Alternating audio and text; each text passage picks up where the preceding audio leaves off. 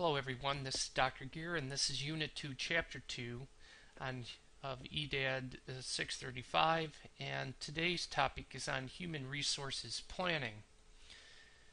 I will be trying this in a couple of different software packages to see which one works best for you at the other end.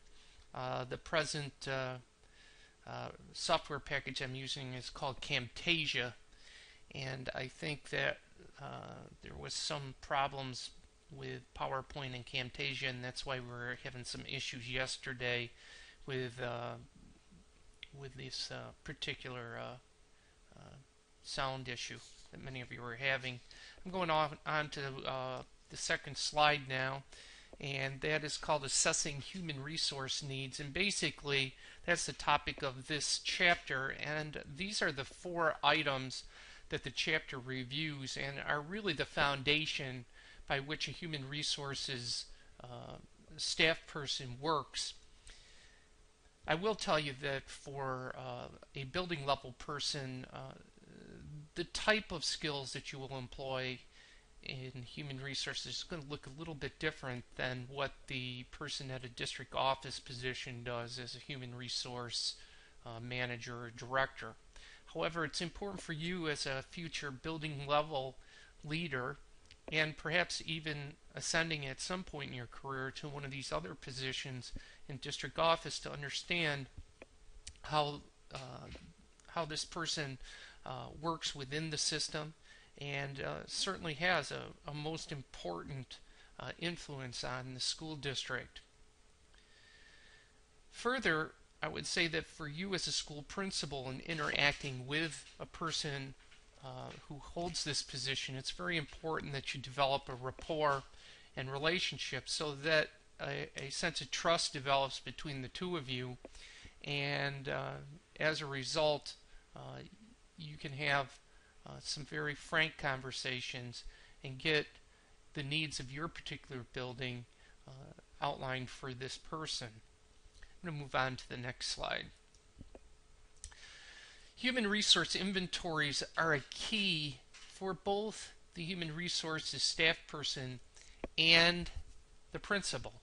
And I would say that oftentimes that this is really a neglected piece when it comes to the building level in terms of having this formalized in some fashion.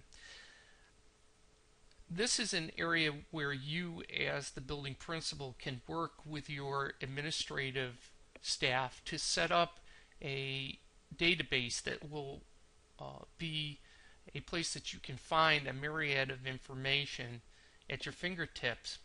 I would comment that often this is a missing and incomplete piece because it's one of those items that in the day-to-day life of your school you're kind of thinking, well, I'll get to that when I can. But I will tell you that organizing this and having it at your fingertips at any given time with the proper information on it is invaluable. I would suggest to you that whether you are a central office or a district office personnel person or a principal, that you begin to build a database, and I would suggest that you include the following: hiring dates that the person is put before the board and actually approved by the board, because often there will be policy that will influence reduction in force or RIFs or layoffs later. For instance, sometimes the policy may be that if employees were on the agenda and approved by the board for positions on a given night, and they have the same certification and we're teaching the same subject, it could be alphabetical who gets laid off first. For that reason, it's very important to keep these records, and as a building principal, be familiar with the school system's policy when it comes to reduction in force. A good database also will include things such as the date that the person is first in the retirement system. And the reason that I bring that up to you is that this employee may come to you and already have accrued years in the retirement system in South Carolina or some other state where there is a reciprocal acknowledgement. As a result of that, later in the person's career and for your own planning purposes, it's important that you have this date so that if the employee needs it or for your own planning purposes, you have access to this person's official entry into the retirement system. Things like their birth date, their certifications that they have, and other such information as you may deem relevant is best captured in these databases and will assist you in planning. Also, in these profiles, you may want to indicate race and ethnicity to identify needs for addressing affirmative action issues. The other thing that you can identify is whether or not your staff is becoming heavily weighted in with one gender or another, or some other type of hiring pattern that may be happening either consciously or unconsciously. I'm going on to the next slide. This slide deals with enrollment projections, and enrollment projections are one of the basic tools for school districts for planning purposes. And as the slide points out, the basic answer of an enrollment prediction is to try to determine how many children will be in the district or at a particular school over the next upcoming time period. One of the things that I would suggest to you is that oftentimes there seems to be some kind of smoke and mirrors around enrollment predictions, but they really are pretty simple to do, and you as a principal certainly can put together a database that will provide you with the tools to do enrollment predictions. It's as simple as filling in an Excel spreadsheet that shows enrollment at each level for a time period past and your present. For instance, you may be able to gather attendance information at your school for the past 10 years at each grade level. What I would suggest to you is insert that into an Excel spreadsheet with each grade level being shown and the information from your feeder schools, and you can just feed this through grade level by grade level up and through 12 years.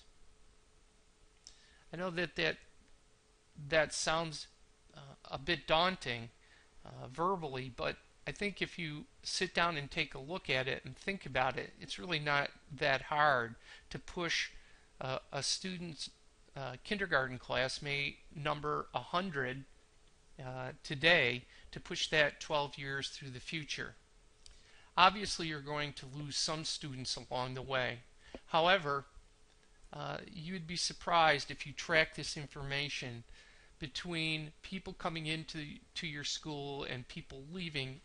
It's pretty accurate and it remains pretty constant. There are some circumstances that certainly could change that if there was some type of severe economic downturn in your area and major employers have laid off lots of people, and as a result they have to migrate to get employment. In the Horry County region, it really is probably more the other way, in the sense that there's lots of building going on and it's a growing area, versus, say, for instance, the more rural areas that we deal with in our cohort with Georgetown, Williamsburg, Marion, and Dillon, who are more struggling for employment opportunities for people in their communities. So the point of that discussion is that the conditions around enrollment predictions are a function of the economy. They're a function of what's going on in your community. For instance, is there a subdivision being built in your particular area? If so, are the units being sold? I would give you a rule of thumb that demographers will tell you that each of those new houses, if they are sold, will bring you 1.25 students into the system over a period of many, many different houses being put into the equation. One of the things that I would suggest you is that you need to be cognizant of bulges in enrollment. By that I mean at various points in time you will find uh, classes that are larger significantly than others for whatever reason. These put a stress on the system in several ways. First is as they go through the system, providing class sizes and resources for this abnormally large class. Secondly, one of the things that occurs out of this, and this is especially true at the elementary level, is teachers will be hired to take care of this enrollment bulge. One of the things as a personnel manager, both at the district level and as a principal, that I would suggest to you is that if a bulge comes through, you have to be aware that sometimes those bulges fall off on the other side, and now you have hired a number of personnel to take care of students who no longer are there. One of the mistakes that we make oftentimes as education is we do not reduce our workforce in that particular circumstance after the bulge has gone through the system. That leads us to a situation where class sizes certainly diminish, but at some point the economic pressures of that phenomenon are such that you will end up doing a massive reduction in force.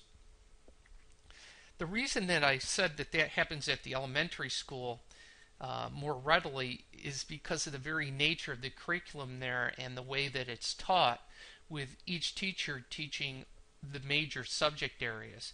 So when you have a bulge of third graders, you hire a third grade teacher.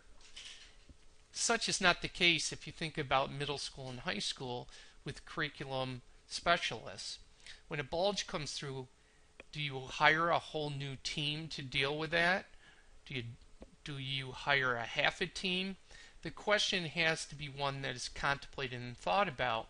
And as you might imagine, the enrollment prediction or projection is very key into this idea of being able to plan for the future. Obviously, there are significant budgetary considerations either through the addition or the reduction in force of staff. Moving on to slide 5.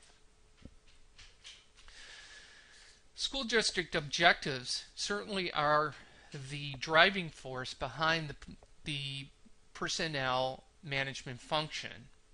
And we all are pretty familiar with the idea that the objective should be to maximize student achievement. Much of what will happen for the school district in terms of its goals and objectives obviously comes through the school board and the superintendent of schools. But I would contend to you as building level leadership that you too have a big role in this. You too will develop an individual vision for your building or area of responsibility in the organization. One of the things that I would suggest to you as an educational leader, no matter what level you have ascended to, is to have a long-term plan. What is it that your vision shows you in terms of the resources that you're going to need to get there? Also keep in mind that you won't be able to get everything you want as an educational leader immediately. It will become a question of how do you allocate your scarce resources, both money and personnel, and how do you reallocate them over the long term? So as an effective personnel manager and also manager and leader of an educational organization, you have to keep constantly assessing that question of allocation. Am I doing this as effectively and efficiently as I can? Are there other ways that I could organize time, people, other resources in order to best facilitate the educational program? Where does the superintendent and the board of ed, what direction are they pushing you to, and what do you need to do to be successful in achieving that? Because that will be the basis by which your performance will be judged. One of the things that I would suggest to you that oftentimes is articulated as a way in which to deal with short-term funding issues is to get grant funding. I would caution you, grants are wonderful, but two things I would caution you about. One is they usually have a lot of paperwork attending them, and as a building level administrator or a district level administrator, grants are an add-on. And one of the things that I would suggest you is that if you ever write a grant, is make sure you write in enough in the grant to have a grant administrator, whether that's you relieved of some duties or the actual hiring of someone to administer the grant. The second caution I would give you about grant funding when it comes to achieving school district objectives is that it's a short-term, one-shot injection usually. By that I mean you're going to get a pool of funds that may fund your project for several years, but what happens when that grant is over? Now somehow you're going to have to backfill to continue to fund the personnel and other resources that you have been funding with this grant. If you take a look at the last portion of the slide, they talk about a 5-year period, and 5-year plans are always something that are articulated by strategic planners. As a person who spent a lot of time in the field, I would caution you again that 5-year plans are good, but your planning should be occurring all the time. It should not be an event. It should be something that's occurring all the time. In other words, conditions change rapidly, and as a result of that, you need to be able to make sure that your goals and objectives can be manipulated so that you can still achieve them based upon the conditions around you. In other words, I think it's no use to have these beautiful 5-year plans in vinyl binders somewhere with their objectives that are essentially unattainable because of changes in conditions. I kind of use the idea when thinking about this that we're sort of dressing someone up and then not taking him or her to the dance. In the long term, if you go through this exercise and it never comes to fruition, one of the issues that will come up is your own competence as a leader. In other words, people say, well, you know what, they planned for this thing way down the road and we never got there. So it was a frustrating exercise that did not bear any fruit. So one of the things I would suggest you is keep on top of those plans. Make sure you dust them off regularly. Make sure that the goals in them are still relevant and the objectives or way that you were working to reach those goals are still relevant and practical. I'm going on to the next slide at this point. The next slide talks about human resource forecasting. And I think in essence it summarizes to some extent what we've been talking about previously. We've been talking about enrollment projections, we've been talking about goals and objectives, which are all integral to the planning process. But one of the things that I would suggest to you is that forecasting is very important for a reason that I just spoke to you about. There's no sense building this elaborate plan around places that you can't get to. For instance, I'll give you an example.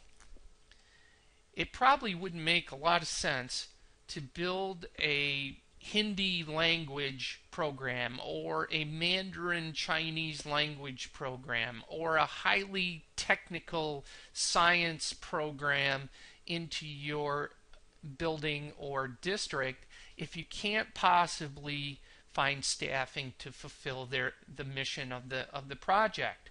So consider carefully your local conditions, and can you afford it?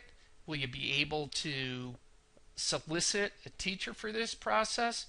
If it's questionable, you should be thinking long and hard about other strategies for recruitment, or perhaps it's just not the right program for your district.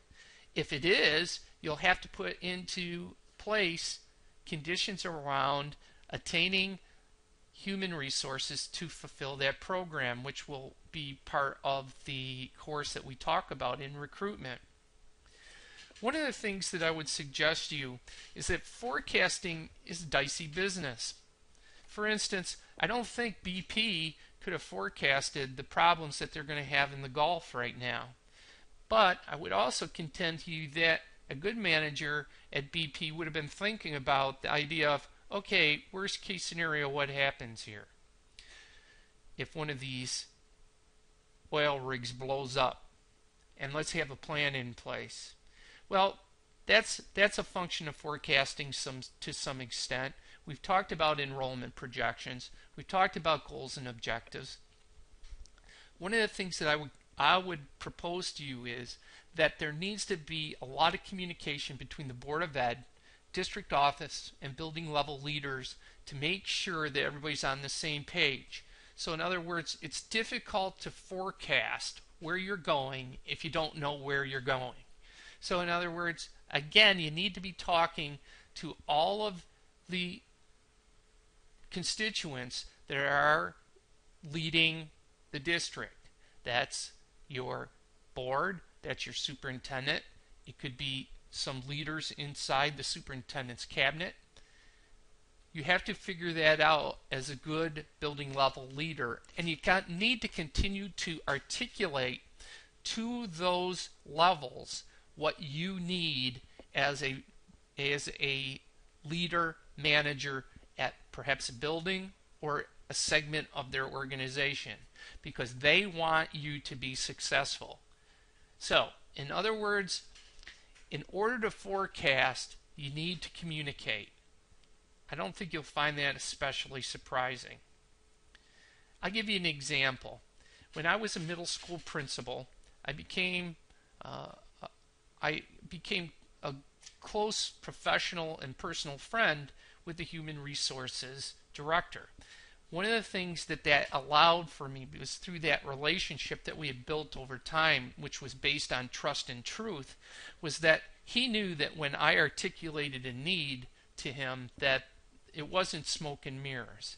And I would suggest that too often in my career I've seen principals make the mistake of using smoke and mirrors when dealing with enrollment projections or other such items that a human resources professional needs.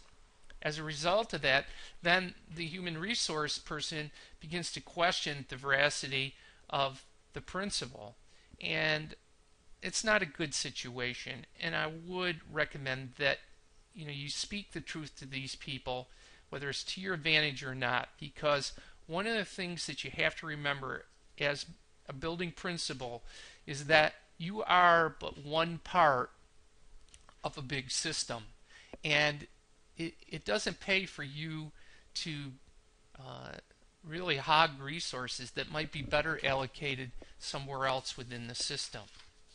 And moving on to the next slide. Slide number 7, we talk about the supply of human resources. And one of the things that I would suggest to you is that beyond what you've seen in Rebor in this slide, is that this is also a function of forecasting, and it's done really kind of in a very informal way. Lots of relationship building, again, will facilitate your ability to understand what your labor supply increase and decrease will look like. And the way that you do that is by establishing relationships with people and to keep communicating with them.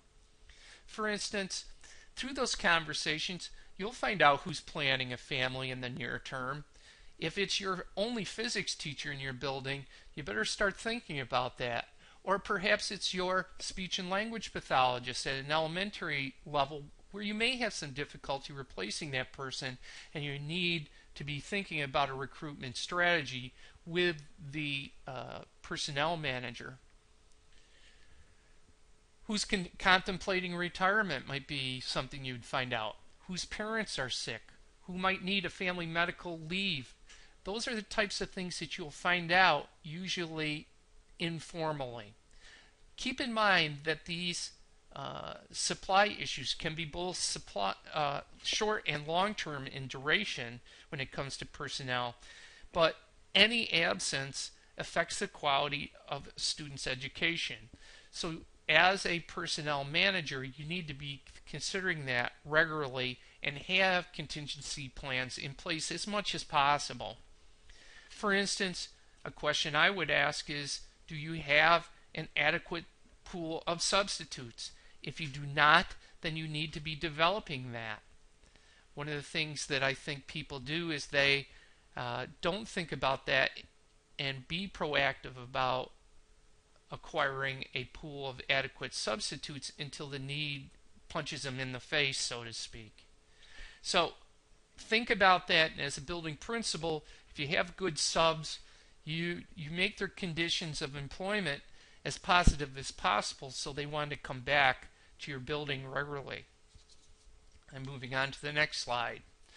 Slide number 8 deals with probably one of the most distasteful and dirty words for everyone involved in education, and that's reduction in force, often referred to as a RIF. Keep in mind that in this situation, you are affecting people's paychecks, self-image, and the school and district's culture. Again, here's where enrollment projections can be key, and I've discussed with you previously the effect of enrollment bulges, and your job as either a school personnel manager at a district level or again as a principal is to keep your eye on that so that you don't become overstaffed. What happens then when you're overstaffed, your class sizes will begin to diminish, and then you are leaving yourself at the beck and call of people above your head. In other words, now the superintendent's going to be looking at your class size ratios and saying, well, that school's overstaffed, we need to be cutting there. Sometimes it's easier for you to, through that planning process, to understand that a retirement's coming up. How are you going to work to slide some of your best people into openings that may be coming available in the near term or the long term due to death, due to retirement, due to transfer? And I would also suggest to you that this is a place where you might want to keep an eye on your substitute teachers for likely candidates for a teaching position, and also, talking with other principals, developing a network where when reductions in forces occur, you can send somebody a really good teacher, or you may be able to accept a really good custodian into your organization. Again, I've already mentioned to you how RIFs are easier to implement in the elementary school. I would further pose to you that some of the questions that you have to consider in this very sensitive matter of what technically is called a RIF, but what really is a layoff, is how do you deliver the news, when do you deliver the news, and how can you do it in a humane way. I think I've mentioned to you sometime along the way about when we had to do a reduction in force at my last school district. One of the things we saw was it was impending because of, again, an enrollment bulge that had come through the system, and we needed to be cutting back some of our employees because of very, very low class size ratios and also budget issues.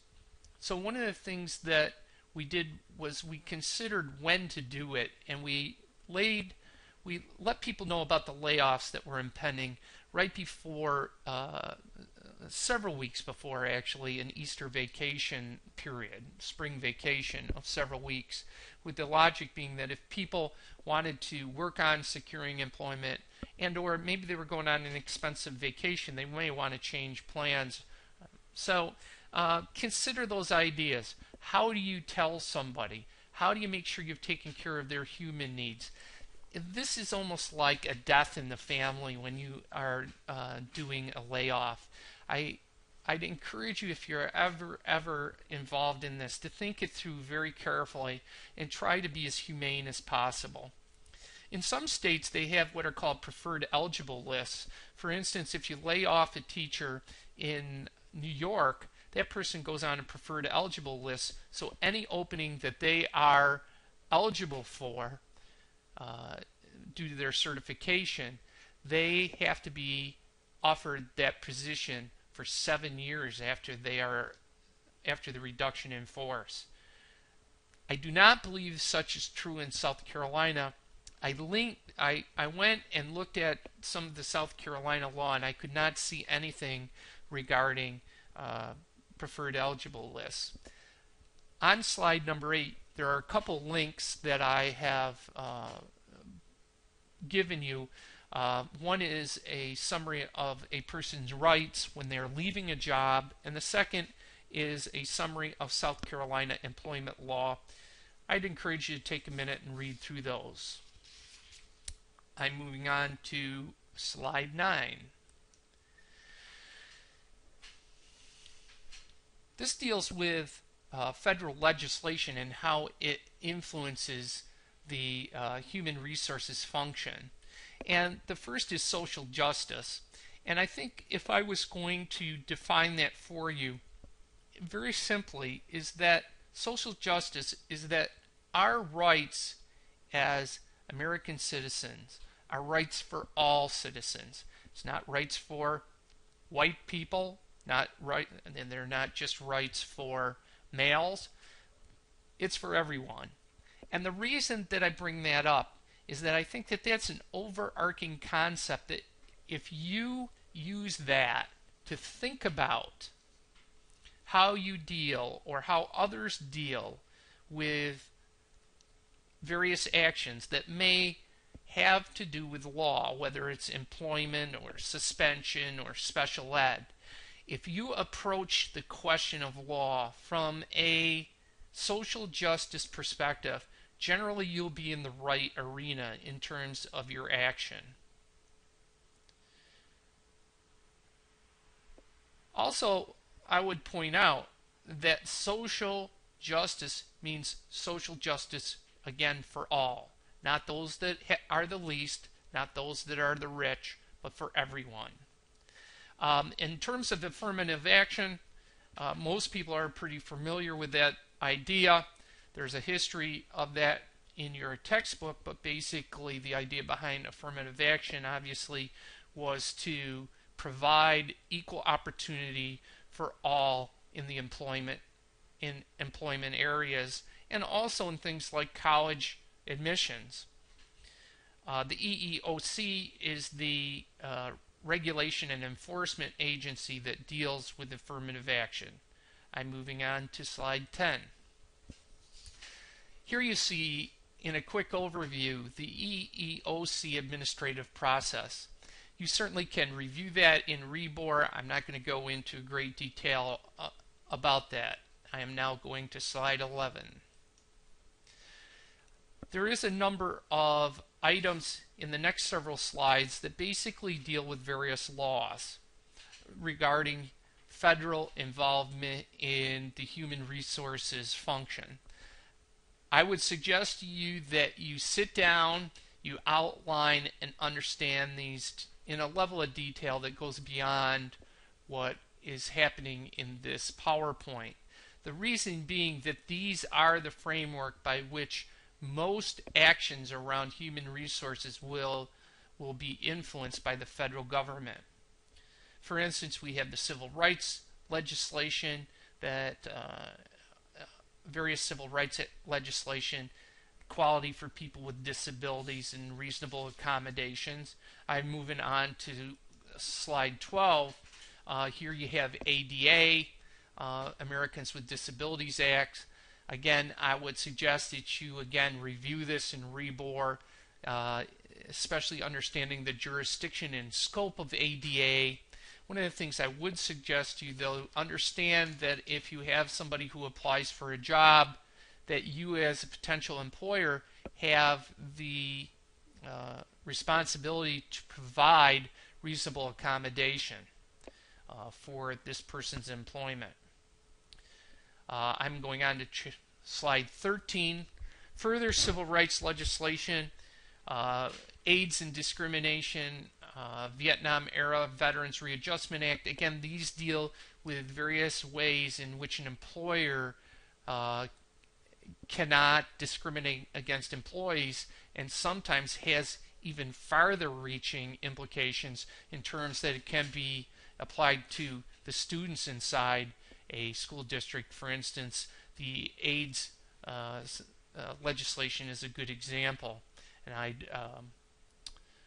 I'd suggest that if you ought to think about Ryan White, the discrimination he went through. It's a pretty famous historical landmark situation that ended up with this legislation. A couple of different things that you may want to also be aware of: mobilization of military reserves, how that all fits into the human resource function. You have to obviously reserve the job of that person. The other is the Omnibus Transportation Employee Testing Act. That has to do with drug and alcohol testing of bus drivers, which is anytime they have an accident, or even there is random drug testing of bus drivers. FMLA, Family Medical Leave Act, has gained a lot of traction in school districts in the past probably 5 years. I would suggest that you become familiar with how that works. There's a lot of conditions around it. However, more and more employees in my past experience are beginning to take advantage of this. The basics of the Family Medical Leave Act are that you have 12 weeks of leave. Now, how a district administers that, either with using sick leave pay or without it, is a matter of the school district's policy. Civil rights legislation, equality for women. This basically deals with maternity issues, and certainly that you can't discriminate in recruitment and selection, promotion and training because of a woman being pregnant. Sexual harassment in school districts. This is one of the major areas of that you would, as a school principal, deal with, both probably with students and with staff. One of the things that I would suggest to you is that this is an area that you as a leader need to be proactive in, the sense that you provide training both for staff and students in terms of what is sexual harassment, what constitutes a hostile working environment, and the whole idea around your ability to ask somebody to stop doing some particular action, language, touching, whatever it is. Again, I would suggest that you need to read up on this, understand it, and think about how you as a leader would project information and knowledge about this. One of the things that I've encountered, I think, as a school principal, and I'm not suggesting this to block giving out information about sexual harassment to middle schoolers, but it seemed like as soon as we talked about sexual harassment with middle schoolers, we had a rash of it break out in terms of either people accusing others of it or perhaps even acts of sexual harassment.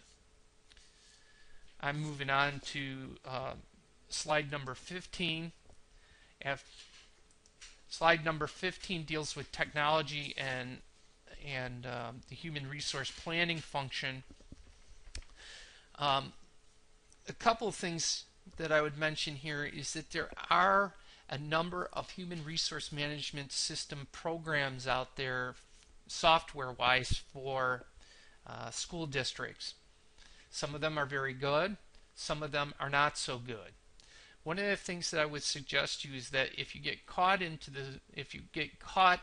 caught's not the right word, if you have to become involved in the choosing of the human resource management system, one of the things I would suggest to you is that you should bring on board all the people who are going to use this, allow them to both manipulate the software and also to be part of the decision-making process. There is some planning and forecasting software out there. I would suggest to you that probably Excel is as good a tool for doing this as any of this planning and forecasting software. That's my opinion. I think you can do just about the same functions with some careful planning in Excel. Lastly, on the last slide to close up tonight's session, be aware that there are discussion questions that are online. Not a lot of you have gotten to them as yet. On Monday, there's a quiz on Chapter 2, which is on Chapter 2 and 3. Note that research papers and topics have been posted, and you should really be working on those as well in the upcoming days. This weekend, look for some in-basket activities that I'll be posting as a long-term project. Have a good evening. Hope you're keeping up all right. And again, I want to say good luck with our technology.